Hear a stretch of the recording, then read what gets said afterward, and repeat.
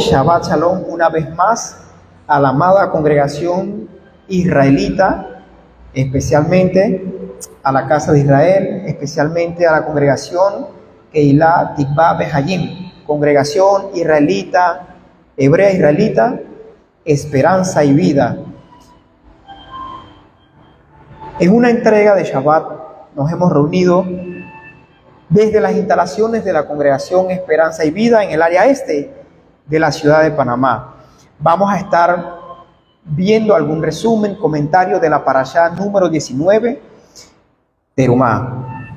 Amén. Para ello nos vamos todos al libro de Éxodos, capítulo 25. En el libro de Éxodos, capítulo 25,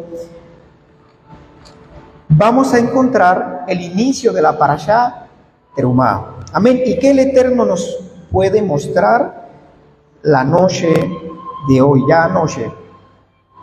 Amados hermanos, antes de iniciar con la parashá Terumá, me gustaría que veamos un repaso propicio, porque pronto está a la vista, como acabamos de comentar, está a la vista las fiestas del Eterno, los tiempos designados del Eterno, nuestro Adón Yahweh. Y también es propicio porque vamos a ver cómo conectamos el estudio de la fiesta con la parashá número 19. Para ello vámonos al capítulo 23, ahí mismito, una página más atrás. Del capítulo 25 vamos a regresar al capítulo 23. Verso 14. Verso 14.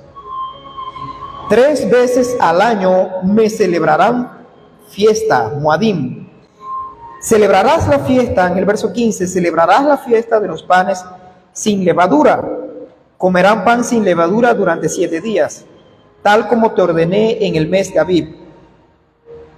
Verso 16, celebrarás también la festividad de la cosecha de las primicias del grano que siembren en el campo, y la fiesta de la cosecha final de año, cuando hayas recogido tu cosecha del campo.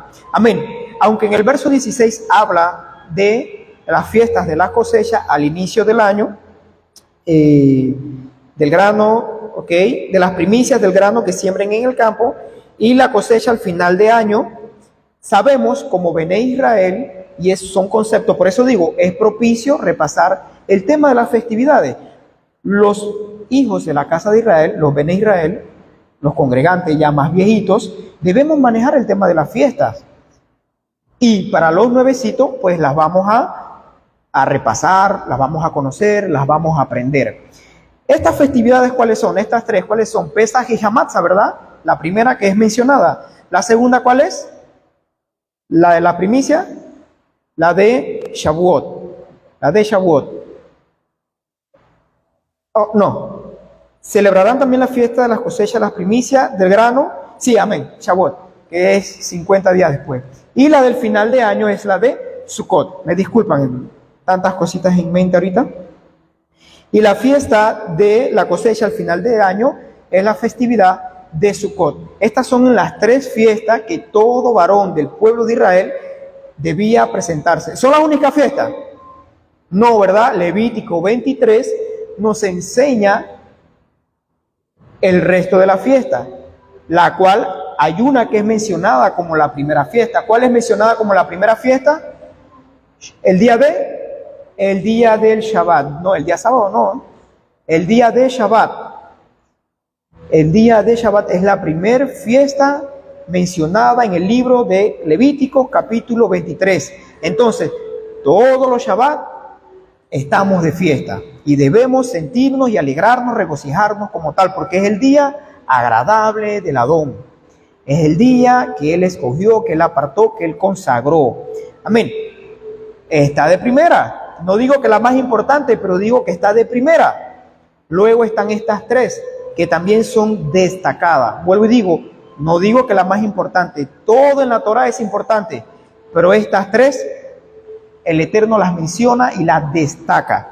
Bien, luego, ¿qué hay que hacer con estas festividades? En el verso 17, 3 veces al año se presentarán todas tus ofrendas conmemorativas delante de Yahweh tu Elohim. Debemos presentar nuestras ofrendas conmemorativas delante de Yahweh. ¿Ven? En cualquier lugar. ¿O dónde? Delante de Yahweh. Ese es el verso 17. Y veamos el verso 19. Traerás a la casa de Yahweh tu Elohim las primicias de los frutos de la tierra. Amén. ¿Qué había que hacer entonces en el verso 19? Traer a la casa de Elohim las primicias. Yo me pregunto, ¿cómo el pueblo de Israel iba a llevar las primicias si todavía no se había dado todavía no había Mishkan, todavía no había templo, estaban en el desierto? Ya la voz está dada, ya el mandamiento está dado, ya la instrucción está dada. El pueblo de Israel debía presentar su primicia. Y bueno, aquí vamos a conectar entonces. Vemos que en el capítulo 23, verso 19 dice: traerás a la casa de Yahweh tu Elohim. Pues ¿cuál era la casa de Yahweh si todavía no había sido construida? Bueno, damos paso entonces al capítulo 25, a la parashá 19. Vemos cuando Yahweh le dice a Moshe. Verso 1. Entonces Yahweh habló a Moshe diciéndole. Verso 2. Di a los hijos de Israel que aparten para mí una ofrenda. Amén. ¿Esta ofrenda para qué eran? Verso 8. Nos vamos adelante. Para que hagan un santuario para mí, a fin de que yo more en medio de ellos. Las ofrendas que pide el Eterno en el capítulo 25, verso 1 y 2, 3, 4, 5, las detalla cuáles son, ¿verdad? En el verso 8 dice: para que hagan un santuario para mí, a fin de que yo more en medio de ellos. Entonces, ya las ofrendas que él había pedido, que debíamos traer en los tiempos designados, en las fiestas, en los Shabbat, en los tiempos designados, en las festividades Hamatzah y Pesach, en Sukkot y en Shavuot, amén, eran a ese lugar especial que iba a ser confeccionado. Para eso eran esas ofrendas. Entonces, las ofrendas de Terumá son contribuciones que el pueblo le presentaba al Eterno con el fin de ¿qué? De confeccionar el santuario, el Mishkan temporal.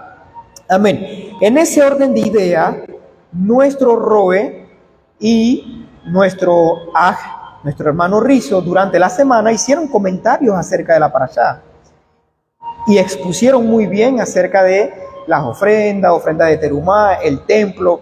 Me gustaría que hoy podamos conocer algunos de los componentes mencionados durante toda la semana. ¿Cuáles son? Vámonos todos entonces al 25:10. Harás un arca de madera de acacia.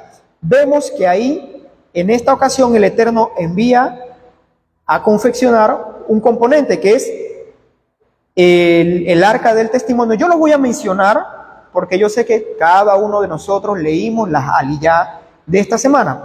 Yo lo voy a mencionar para ganar un poco de tiempo porque tenemos bastante que compartir hoy. El arca del testimonio, y en el verso 17 vemos cuando se menciona el propiciatorio. El arca del testimonio y el propiciatorio iban juntos, dos en uno. El arca era el arca, pues, era, por decirlo así, el envase. Y el propiciatorio era la tapa que iba arriba. Ese es el arca y el propiciatorio. Amén. Luego vemos en el 23 que se empieza a desarrollar el tema de la mesa del pan de la presencia.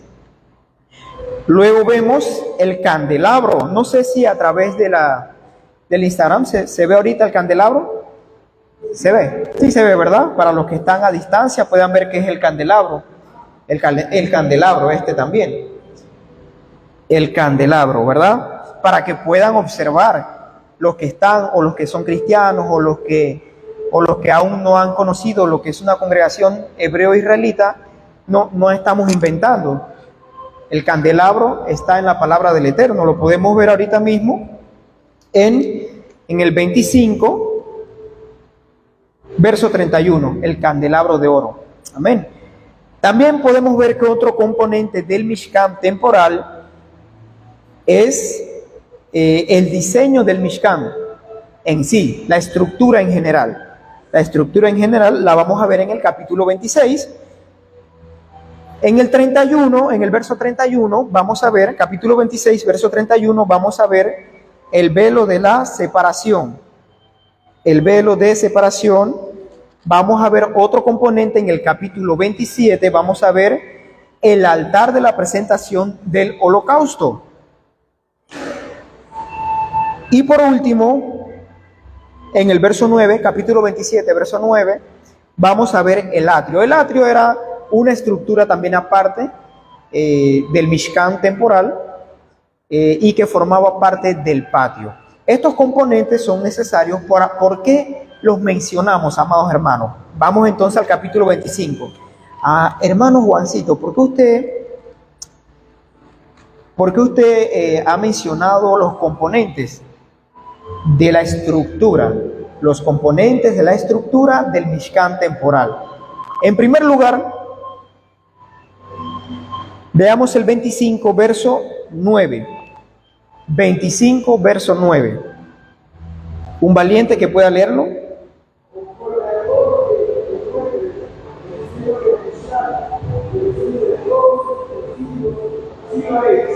Amén. Todo lo que yo te muestre de acuerdo al diseño del Mishkan. Ojo, prestemos atención. Miren, verso 9. Todo lo que yo te muestre. Todo lo que yo te muestre de acuerdo al diseño del Mishkan y de todo su mobiliario, así lo hará. Amados, esto nos enseña, prestemos atención, esto nos enseña de que en lo terrenal había una réplica en miniatura. Vamos a decirle en miniatura pues porque el Eterno es grande, pero cuando Él le mostró a Moshe lo celestial. Cada uno de los componentes, cuando nosotros lleguemos y vamos a adorar al Eterno en el mundo venidero, para nosotros no va a ser extraño ver el candelabro o ver la mesa del pan delante de su presencia. Para nosotros no va a ser extraño, porque conocemos la Torá. Tampoco va a ser extraño ver el arca del pacto, aunque en la congregación no la tenemos, la hemos visto, la hemos buscado, sabemos ya cómo es el arca del pacto. Entonces, lo que le fue mostrado a Moshe no fue tema de hombre, no fue algo personal, no fue algo que Moshe quiso. Es una réplica de lo celestial. Entonces, es bonito. ¿Por qué? Porque el Eterno le muestra a Moshe una réplica de lo celestial. Para nosotros, cuando vayamos a morar con Él en la patria celestial, para nosotros nada de esto va a ser extraño, ni nuevo, ni nada. Vamos a glorificarnos, aleluya, ya nos sentimos en su presencia. 2, algo que yo quería destacar, ¿qué es lo primero que el Eterno le menciona a Moshe? ¿Qué es lo primero? Él le menciona en el verso 10, entre el verso 10 y el verso 22, él le menciona el arca del testimonio, el arca del pacto, y el propiciatorio. Como yo les decía, ese era un 2 en 1. Era el arca, era el envase, y el propiciatorio, pues lo que iba encima, ¿no? Él. Y encima de él, dice, vamos a ver, verso 22, capítulo 25, verso 22. Verso 21, el propiciatorio lo colocarás sobre el arca, por encima, y lo colocarás en el arca del testimonio que yo te daré. Leámoslo de nuevo. El propiciatorio lo colocarás sobre el arca, por encima. Y colocarás en el arca, o sea, dentro del arca, dentro del cofre, pues, dentro del envase, ¿qué colocará? El testimonio que yo te daré. ¿Otra versión qué dice? Fuerte, ¿qué dice otra versión? ¿Cómo? ¿Y cómo es eso en hebreo? ¿Fuerte? Aleluya, hermano. Los que estamos aquí pareciera que fuéramos nuevos, que no sabemos que la ley es la Torá. Aleluya, está bien. Bien. volvamos, repitamos el verso 21. El propiciatorio lo colocará sobre el arca. Vamos a decirle que el propiciatorio iba encima del arca. El arca era el envase. ¿Qué iba dentro del arca entonces? Y colocarás en el arca, ¿qué? Mi versión dice, el testimonio que yo te daré. El testimonio que el Eterno le dio a Moshe, ¿cuál fue? Obviamente la Torá. Fueron los mandamientos. Entonces, ¿qué fue lo primero para el Eterno? ¿Qué fue lo primero, lo primordial que el Eterno le mencionó a Moshe? ¿Qué era lo más importante del Mishkan? Era el arca del pacto. Era el propiciatorio, porque dentro de eso, dentro del arca, iba a ir ¿qué? La Torá, iba a ir el mandamiento. Y encima, dice el 22, allí me encontraré contigo, y desde encima del propiciatorio, de entre los dos querubines que están sobre el arca del testimonio, hablaré contigo todo lo que voy a ordenarte para los hijos de Israel. Así que usted aquí en adelante, cada vez que usted escuchaba, y Yahweh, usted puede hacerse la idea, y Yahweh le dijo a Moshe, dile a los hijos de Israel, fue en ese lugar. En ese lugar, el Eterno se encontraba con Moshe. Ya no era necesario subir al monte, claro, porque iban a estar en constante movimiento dentro del desierto. Iban a estar en constante movimiento, no, el monte no iba a estar en cada lugar donde ellos iban. Entonces, ya no era necesario que Moshe subiera al monte. Ahora era encima del propiciatorio. Entonces, lo más importante, ¿qué estaba? La Torá. Entonces, hay una conexión muy importante entre el Eterno y ¿quién? Moshe, sí, pero ¿qué había ahí? ¿Por qué no se encontraba con Moshe en el atrio? ¿Por qué no se encontraba en el Mishkan en general, en cualquier lugar? Aunque podía hacerlo, él es omnipresente y él hace lo que le plazca, ¿verdad? Pero ¿por qué él escogió y le dijo, el arca del pacto y el propiciatorio, allí vas a poner ¿qué? La Torá. Y allí me voy a encontrar contigo. Entonces hay una conexión directa entre Yahweh y la Torá. La Torá, no Moshe, la Torá. Él quería conectarse con el pueblo, pero su Torá, su ley, no iba a estar en cualquier lado. O sea, para que veamos el nivel de importancia que es la Torá, para que nos demos cuenta una vez más cómo las religiones actuales menosprecian la Torá, diciéndole es antigua, es vieja, era para el tiempo de antes. O sea, el nivel de importancia que le daba Yahweh, que no se iba a encontrar con Moshe en cualquier lugar, sino allí, donde estaba su Torá. Amén. Esto es importante, que podamos ver qué fue lo primero. Lo primero fue el arca del pacto y el propiciatorio, porque allí él se iba a encontrar con Moshe. Pero ¿qué había ahí? ¿Qué era lo importante que había ahí? La Torá. Eso era lo importante. Y como hoy, por hoy, nosotros no podemos tener en poco la Torá, ni la ley, ni a los profetas. No la podemos tener en poco. Nosotros, la casa de Israel, no, pero el Eterno le pedimos que Él abra los ojos de aquellos que todavía tienen la osadía de decir que es antiguo, que es viejo, que era para antes, que lo nuevo es lo nuevo. No saben el nivel todavía. Si el propio Yahweh le da un nivel de importancia, wow, ¿quiénes somos nosotros para rebajar ese nivel y decir es viejo, es antiguo, era para el tiempo de antes? Increíble, pero cierto. Algo o como segundo comentario que me gustaría que podamos ver, es que es mencionado, lo que es mencionado ahorita mismo, la infraestructura que es mencionada es un Mishkan temporal. No tiene una traducción exacta. Podríamos tratar de traducirlo como tabernáculo, que no es lo ideal, o templo, que tampoco es lo ideal. Mishkan temporal es Mishkan temporal, no tiene traducción, al igual que Shabbat. Shabbat, es el día del Eterno. Podríamos tratar de darle una traducción, no es sábado, no, Shabbat es Shabbat. La posible traducción podría ser día de reposo, día del Adón, día consagrado del Eterno. Es una posible traducción, pero Shabbat es Shabbat. Yahweh es Yahweh, no tiene traducción. Yahshua es Yahshua. Mishkan es Mishkan temporal. Ese que Yahweh le dijo a Moshe, construye, se llamaba Mishkan temporal. No tiene traducción. Entonces es un error comparar y decir, ¿por qué lo mencionamos? Porque el ser humano, si ha tenido la osadía, por no encontrarle otro nombre, de igualar el nombre y decir, no, su nombre es el mismo en hebreo, en español, en inglés, en africano, en chino, lo único que está en diferente idioma. Si han tenido esa osadía, el ser humano, de igualarse al Creador, ¿cuánto más no van a tener la osadía de igualar el Mishkan temporal? Entonces, el ser humano ha tenido la osadía de igualar el Mishkan temporal y decir que es lo mismo que un templo, que es lo mismo que una iglesia, pero no es lo mismo. Así como no es lo mismo el que construyó Salomón, el primer templo. El primer templo. Ahora,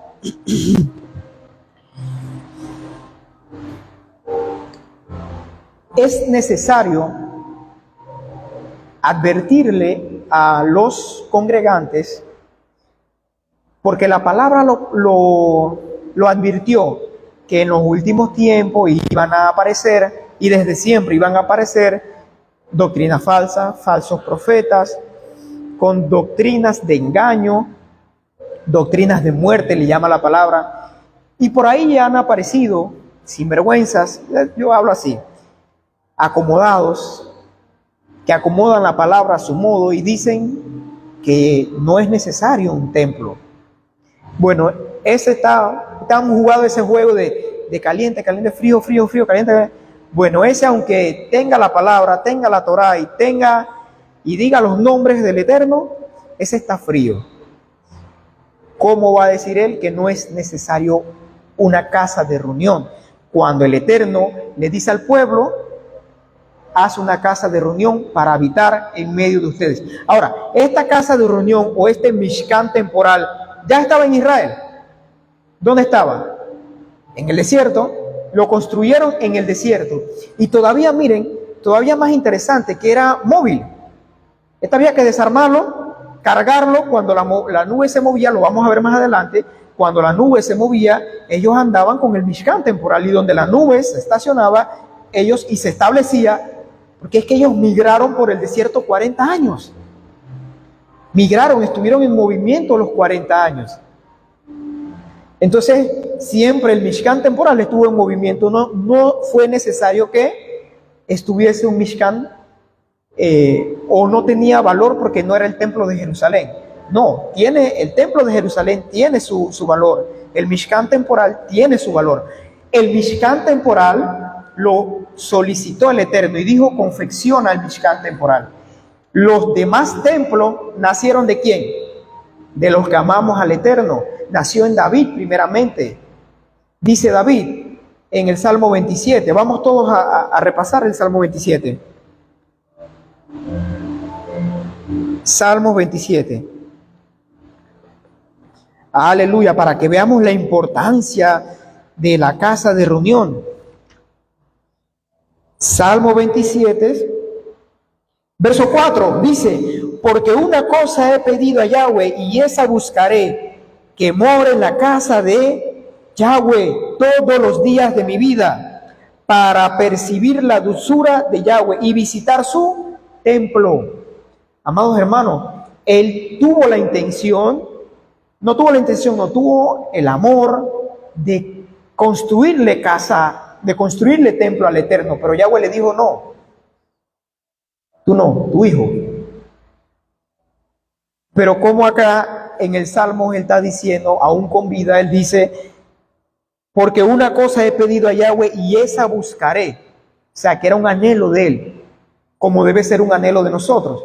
Entonces, cada uno de nosotros pues no va a poder ir a la casa del Eterno porque, no, claro que vamos a asistir a la casa del Eterno.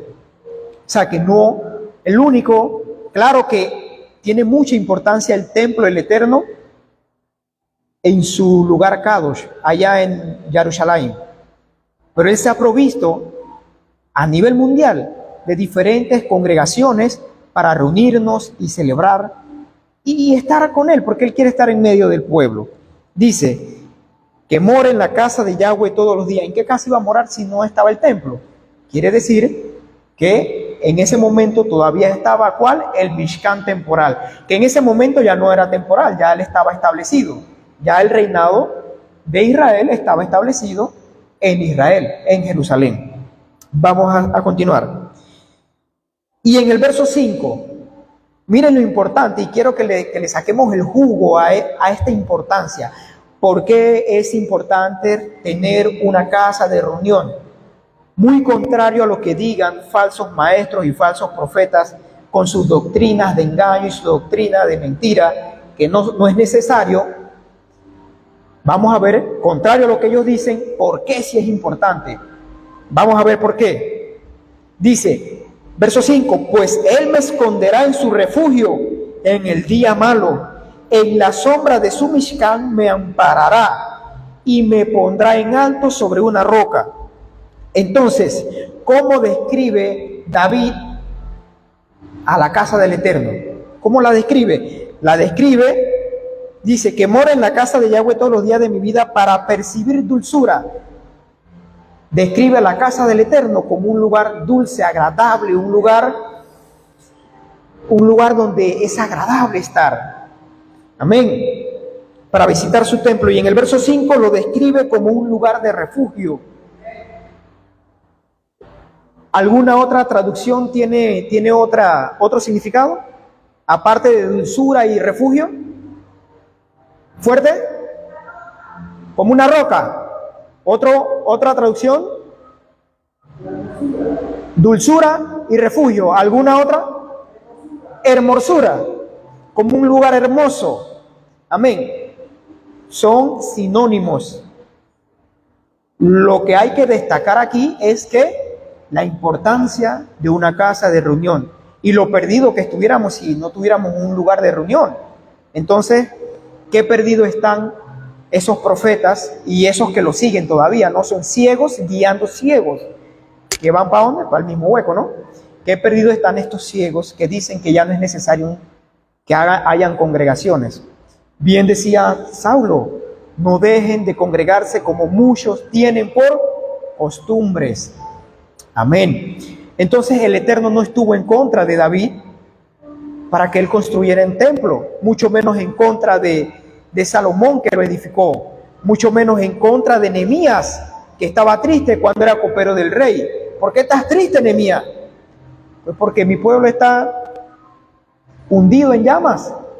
Permíteme. ¿Y qué recibió él? Respaldo del Eterno, porque el rey no solo le dio permiso, sino que le dio, y veamos el libro de Nehemías, le dio cartas, y con estas cartas él reunió, tuvo fuerzas, acumuló apoyo de personas que le dieron ofrendas para construir el templo.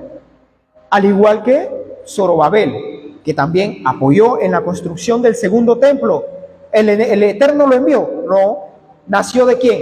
De hombres que amamos al Eterno. Así, y que entendían la importancia de una casa de reunión, que entendían que el Eterno, que antes de construir a Jerusalén, querían construir el templo. Nehemías no estaba triste porque invadieron la casa de su padre, él estaba triste porque no había casa de reunión. Entonces, la importancia de un templo, la importancia de una casa de reunión. Volvamos nuevamente a Éxodos, capítulo 25.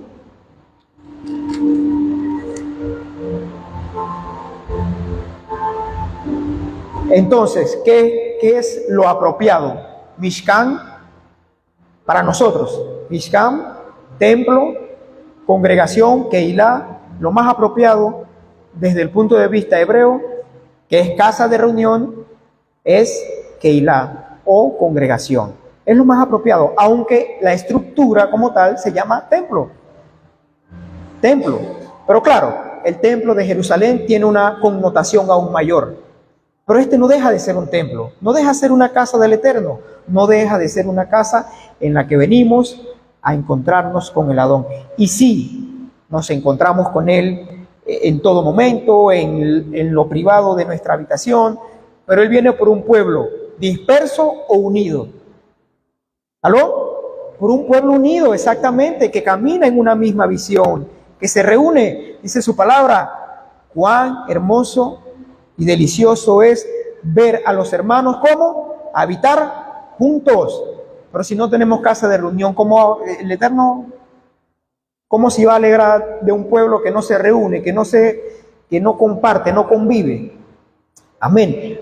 Parte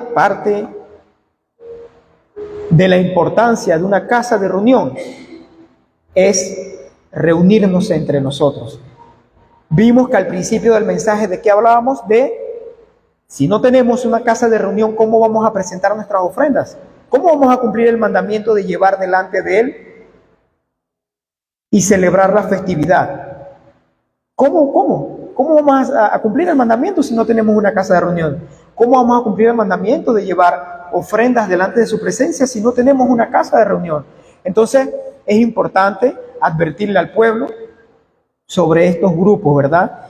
Y tener misericordia de ellos, orar por ellos, pero como mencionamos en antes, es bueno que estas cosas pasen, porque dice su palabra: erguíos vuestras cabezas, nuestra redención está cerca. Amén.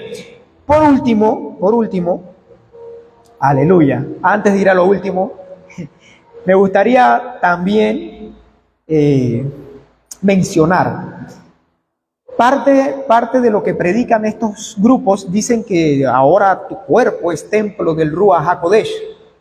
Yo les hago otra comparación. Dice Saulo, es una alegoría, es una frase. Dice Saulo: ya no vivo yo, mas vive ¿quién? El Mesías en mí. ¿Sí? Yahshua HaMashiach vive en mí. Entonces por eso todos somos Mesías, pues. Están viendo el nivel de este grupo de personas que dicen que no, pues que el templo ahora, pues sí, claro, porque el Mesías vive en nosotros, pero no, el hecho de que el Mesías viva en nosotros no nos hace Mesías.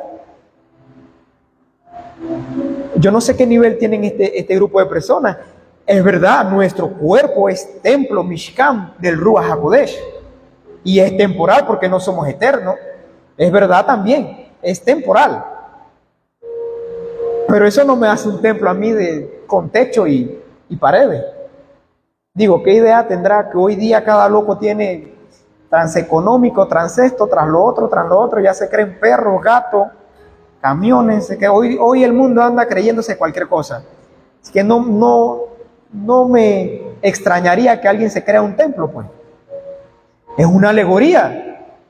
Nuestro cuerpo es templo del Ruach HaKodesh y como tal debemos cuidarlo. ¿Y qué debe morar en nosotros?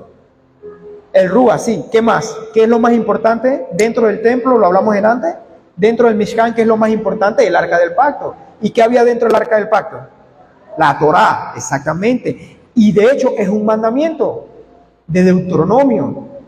Y no se apartará de ti este libro de la Torá, y meditarás en él de día y de noche, al andar, al caminar, al levantarte, al acostarte, al estar sentado en la mesa. De hecho es un mandamiento. Y aprovecho para recordarle a los hermanos de la congregación Esperanza y Vida la importancia de nuestras aliyá, porque de esa manera cumplimos con el mandamiento. La Torá del Eterno está con nosotros, leyendo la Torá todos los días, leyendo nuestras aliyá diarias. Cumplimos con el mandamiento de meditar en la palabra del Eterno todos los días, al andar, al caminar, día y noche, al levantarnos, al acostarnos, al estar en la mesa. 1 y 2, la Torá está en nosotros. Si estamos meditando en ella, la Torá está en nosotros. ¿O ese no es el nuevo pacto? ¿Cuál es el nuevo pacto?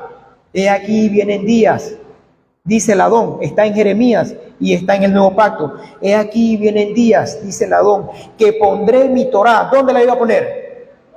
Eso, la casa de Israel, la congregación Esperanza y Vida está cuchillo en eso. El nuevo pacto no es dejar atrás la Torá. ¿El nuevo pacto qué es? Que Él iba a poner la Torá en nuestro corazón y en nuestra mente. Entonces, claro, lo más importante es la Torá. Entonces, nos convierte en un Mishkan temporal, en un templo temporal. Pero no por eso se invalida la casa de reuniones. Ahora hago el llamado, ¿para qué? Ya les dije, para no olvidar nuestras aliyá, para cumplir con el mandamiento, para buscar del Eterno, que es lo más importante en su palabra. Y decirles, recordarles que debemos cuidarnos, debemos cuidar lo que vemos, lo que comemos, dónde caminamos, lo que agarramos, porque somos hijos de Él. Y ya pues por último, ahora sí, por último, una parte que no habíamos visto hasta ahora. ¿Cuál es el deber de un padre? ¿Cuál es el deber de un padre? Enseñarle a su hijo a ser independiente. Pues porque esa es enseñarle todo. Un padre le enseña todo a su hijo. Yo no he visto todavía, bueno, hay algunos casos excepcionales.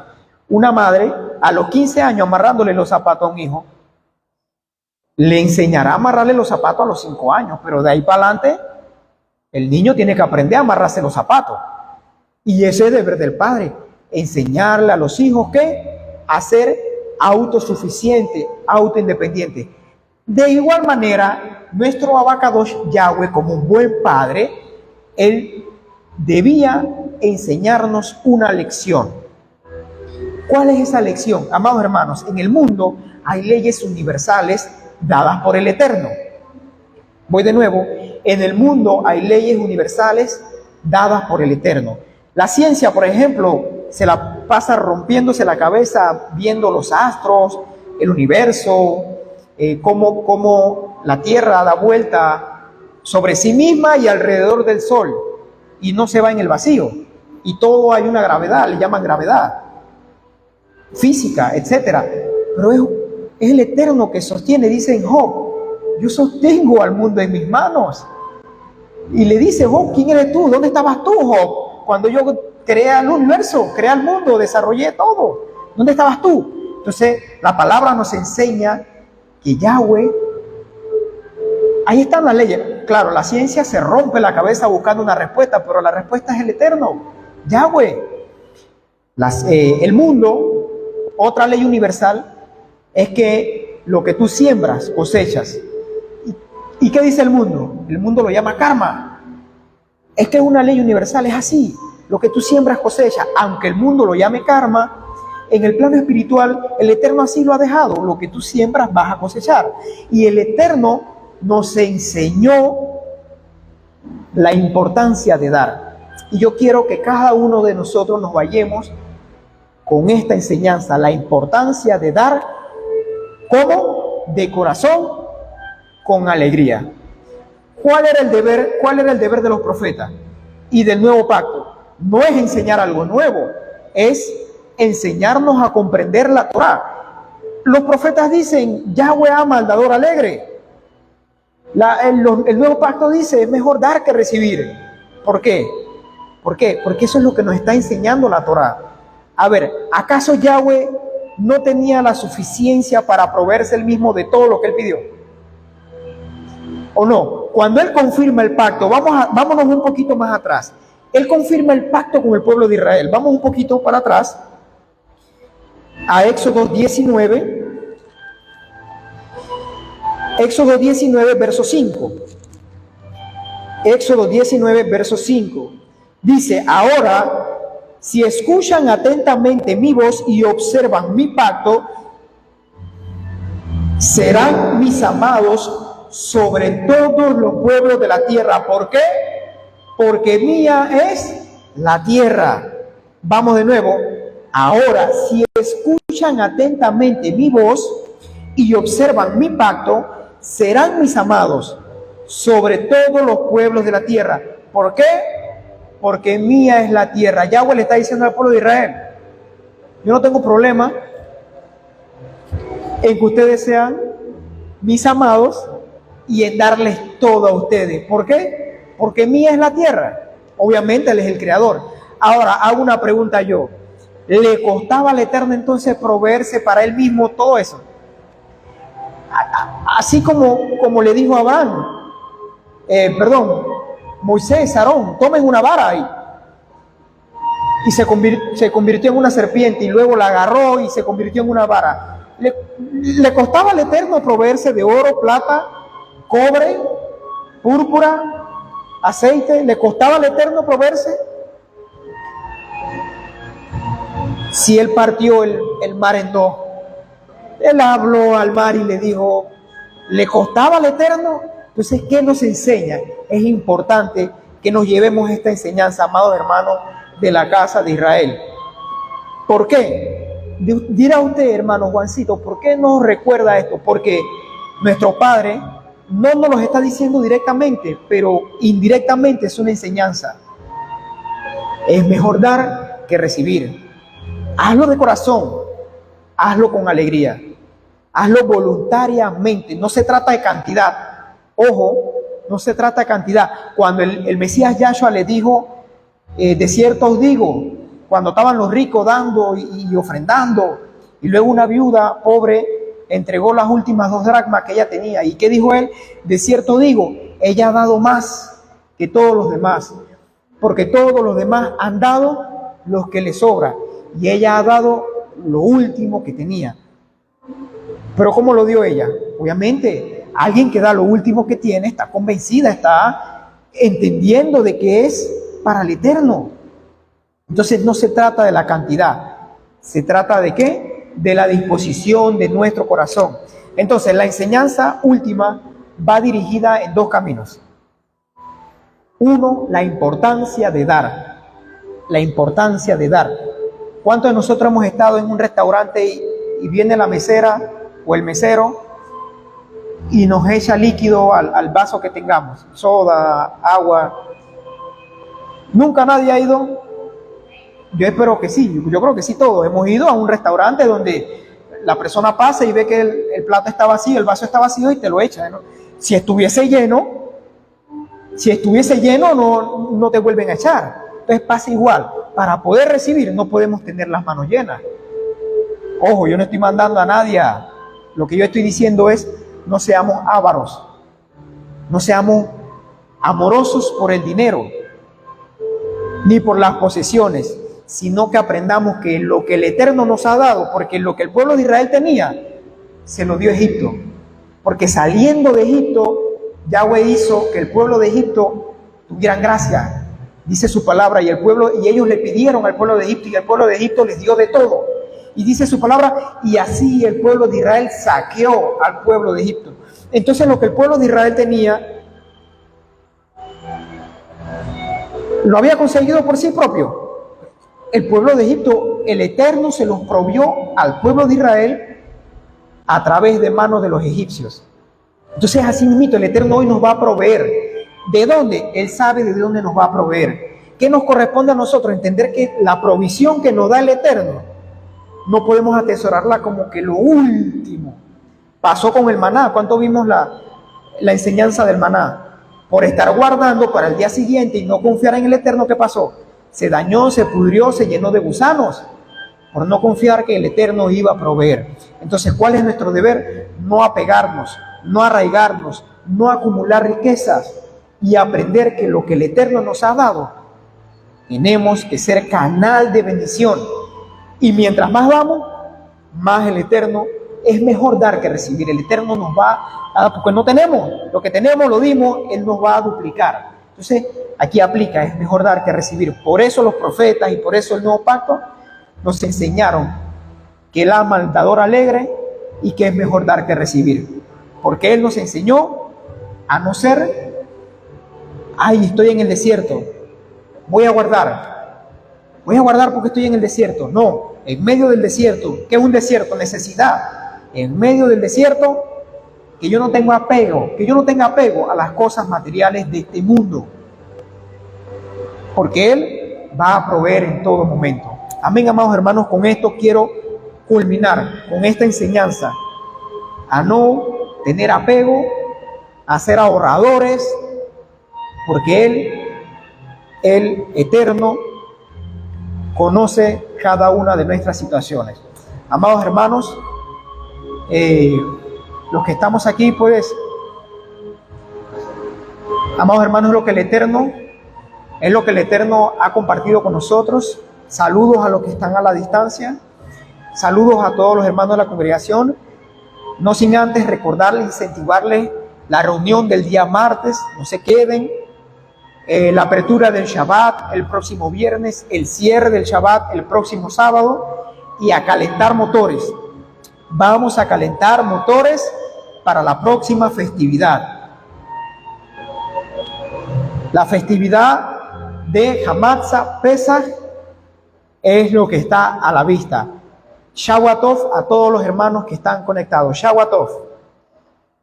Shabbat Tov.